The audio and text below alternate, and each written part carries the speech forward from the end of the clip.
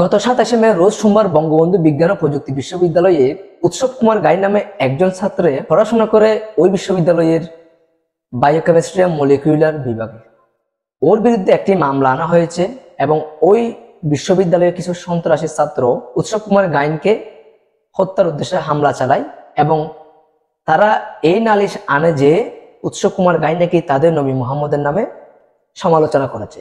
এই বিষয়টি ঘটে তাদের ওই বিশ্ববিদ্যালয়ের প্রক্টর কামরুজ্জামান বুয়া এবং কিছু পুলিশ সদস্যদের সামনে।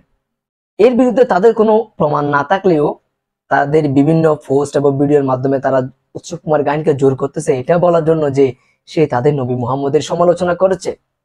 এটা তাকে জোর করে বলানোর চেষ্টা করতেছে।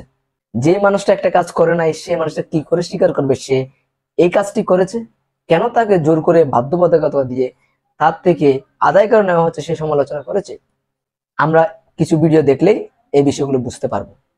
এর আগে আপনাদের কাছে অনুরোধ, এমন এক নিরপরাধ সন্তানকে যে ফাঁসানো হচ্ছে জোর করে, এমন আপনার ক্ষেত্রে হতে পারে। তাই আপনাদের পরিবারের কাছে এই ভিডিওটা শেয়ার করে তাদেরকে সতর্ক করে দিন। আপনিও সতর্ক হয়ে যান, প্রতিবাদ করুন। এমন অন্যায় আর হতে দিয়েন না ভাই। আমরা সকলে যদি একসাথে প্রতিবাদ করি এই ধরনের অন্যায় আর হবে না, নিরপরাধ মানুষের উপর অন্যায় হবে না। চলুন ভিডিওগুলো দেখে নেওয়া যাক।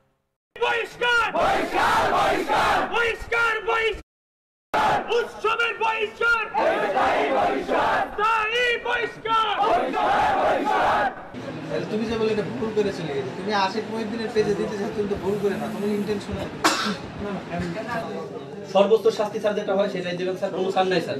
ইসলাম নিয়ে কথা বলতে স্যার, তারপরে আমরা স্যার স্থায়ী বহিষ্কার চাই স্যার। কালকে ভাই ইয়া দিতে, পুলিশে দিতে হবে। পুলিশে দিয়ে ফিরে আসার কোনো সম্ভাবনা আছে? কে ওর কি যদি কোনো দিন ফিরে আসে তাহলে দায়ভার নিতে পারবে না সেটা এটা তো এইটা ডিসিশনটা থিঙ্কলা বোর্ডে বসে আমি সর্বোচ্চ আমার স্যার এদিকে রিপোর্ট দিতে পারে, বুঝছো? আপনি সর্বোচ্চ চেষ্টা করবেন যেন ও ফিরতে না পারে। না ও ফিরবে, ও ফিরে কি প্রত্যেকদিন তুমি হচ্ছে একজনের লাইভ দেখছো, তুমি বুঝছো না যে ধর্মীয় অনুভূতি টাকা তুমি ওই গ্রুপে আমরা নাই, আমরা তো মেসেজে কি কি লেখা ছিল সেগুলো বলো। থার্ড ইয়ারে পারো। আমার এইটুকু বলেন যে আপনি কি কি মেসেজে কি কি লেখা ছিল। ভাই এক মিনিট সবাই চুপ করে, এই ভাই তুই কো কি বলছিস, যেটা লিখছিস সেটা মুগ্ধ করে কো। না লেখে না তোর গলা থাকবে না। কি কপি করছিস সেটা বল। ও বের হয়ে বলবে যে ওরে জোর করে লেখা।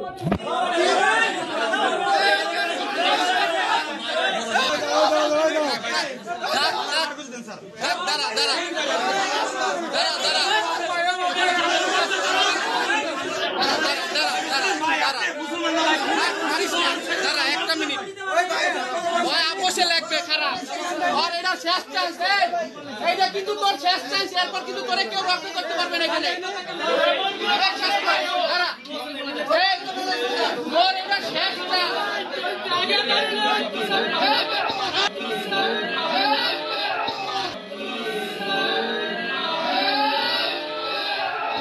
তো আপনারা ভিডিও দেখেছেন, দেখলেন কি যে এই যে স্টুডেন্ট গুলো সে উৎসব কুমার গাইনের বিরুদ্ধে কোনো প্রমাণ দেখাতে পারে না।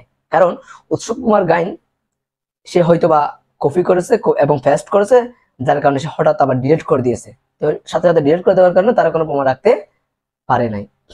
আপনারা দেখলেন এখানে একজন নাস্তিকের কথা বলা হয়েছে, আসিফ মহিউদ্দিন, যাকে আমরা সকলেই চিনি, বিখ্যাত আসিফ মহিউদ্দিন, যাকে এই দেশে খুন করার চেষ্টা করা হয়েছিল ছুরি দিয়ে, সে খুন করতে পারে নাই, অবশেষে সে বাইরে চলে যায় নাস্তিক হওয়ার কারণে। তো উৎসব কুমার গাইন কার ভিডিও দেখবে কি করবে সেটা তার ব্যক্তিগত বিষয়, কিন্তু কথা হচ্ছে সে হয়তো ভুলে একটা ভিডিও কপি পেস্ট করে বা কোনো একটা পোস্ট কপি পেস্ট করেছে, সে সাথে সাথে ডিলিট করে দিচ্ছে। তাদের কাছে কোনো প্রমাণ নাই, কিন্তু প্রমাণ ছাড়া তারা প্রক্টরের কাছে তাকে নিয়ে আসছে যে এই আমার নবীর বিরুদ্ধে সমালোচনা করেছে। আচ্ছা, প্রক্টরের কাছে যে নিয়ে আসা হলো, প্রক্টর কি তাদেরকে এটা জিজ্ঞাসা করলো যে তোমরা তোর বিরুদ্ধে নালিশ নিয়ে আসলে তোমরা প্রমাণ দেখাও, আমি প্রমাণ ছাড়া তো ও নালিশ গ্রহণ করতে পারবো না, ওর বিচার করতে পারবো না। অপরদিকে একজন আবার বললেন কি, স্যার এ কি জেল থেকে তাড়াতাড়ি বের হয়ে যেতে পারবে? প্রক্টর কি বললেন, আমরা তো ওকে এখন তো জানি না, আমরা আমাদের কাজ করবো, পুলিশ পুলিশের কাজ করবো, তারপর দেখা যাবে কি হবে না হবে। কিন্তু তো সে তো এটা বলেনি যে আপনারা তোর বিরুদ্ধে কোনো প্রমাণ দেখাতে পারেনি, আমি কেমনে তাকে অ্যারেস্ট করব বা আমি কেমনে তার বিচার করব, এই কথাটা কি বলেছে? বলে নাই। তো আবার আরেকজন বলতেছে কি যে এই ছেলে এই বিশ্ববিদ্যালয়ে পড়ালেখা করতে পারবে না। এখন আপনারা কি চান এভাবে একজন নিরপরাধ মানুষ এমন একটা বিশ্ববিদ্যালয় থেকে জড়ো করুক, সে আর পড়ালেখা না করুক, সে জেলে চলে যাক? অবশ্যই কখনো চান না। হ্যাঁ, এবার কি করেছে দেখেন, এই স্টুডেন্ট গুলো প্রক্টরের কাছে বিচার নিয়ে গেল। প্রক্টর কি করলো, পুলিশ কি করলো, এর বিরুদ্ধে কোনো অ্যাকশন না নিয়ে এই উৎসব কুমার গাইনকে তাদের হাতে তুলে দিল। যার কারণে আমরা উৎসব কুমার গাইনকে ভিডিওতে ভালো দেখলেও কিন্তু এই যে দেখেন তার কি অবস্থা, তাকে এরা দুইটা কিছু রাখে নাই, অবস্থা শেষ, তার অবস্থা অনেক খারাপ। তাকে মেডিকেলে পাঠাইও, পরবর্তী টাকা ঢাকা মেডিকেলে পাঠিয়ে দেওয়া হয়, খুব খারাপ এই জন্য। তো দেখেন এখন তার অবস্থা কি বর্তমানে জানি না, ঘটনাটি ঘটেছে অবশ্য 8-10 দিন আগে, অনেক দেরি হয়ে গেছে ভিডিওটা করতে। এইভাবে নিরাপদ মানুষকে ফাঁসানো হচ্ছে। তো আপনারা সকলে প্রতিবাদ করবেন। আমার মনে হয় সংখ্যাগুরু যে সকল ভাষা সাম্প্রদায়িক রয়েছে তাদের এই বিষয় নিয়ে কথা বলেছে, তাদের এটা নিয়ে প্রতিবাদ করেছে। দেখেন এখানে আসল শাস্তি কার হওয়া উচিত আপনার মনে হয়?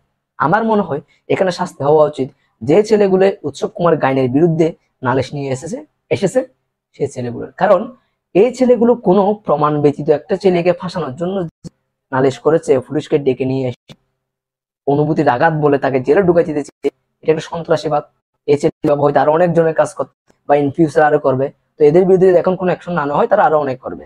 তাই আমার মতামত এই ছেলেগুলো এগুলোটা কারাগারে, কারণ তারা একটা ভুয়া বাদ এসেছে, যা এটা তাদের কাছে কোনো প্রমাণ নাই, প্রমাণ ব্যতীত এরকম কোনো অ্যাকশন নেওয়া যায় না। তাই কি করলো পুলিশ, তো এটা কিছু করতে পারবে না, সেই কারণে তারা ওই সন্ত্রাসের হাতে উৎসব কুমার গাইনকে তুলে দিল, আর উৎসব কুমার গাইনের অবস্থা 12টা বাজায় দিল, জীবনটা করে দিল। দেখেন কি অবস্থা করেছে, কি হাল করেছে। আপনাদের সকলের কাছে এই অনুরোধ, আপনারা শেয়ার করবেন, বিষয়গুলো আন্তর্জাতিক মহলে জানাবেন। এগুলো জানাবেন, অন্যের বেলা হচ্ছে কালকে আপনার বেলায় হবে, আপনার বেলায় না হলে আর বংশধরের উপর হবে। তাই আপনারাও সজাগ হন, সকলে সজাগ হন, ভালো থাকবেন, সুস্থ থাকবেন, নিরাপদে থাকবেন, একটু খবর রাখবেন। হবে পরবর্তী ভিডিওতে।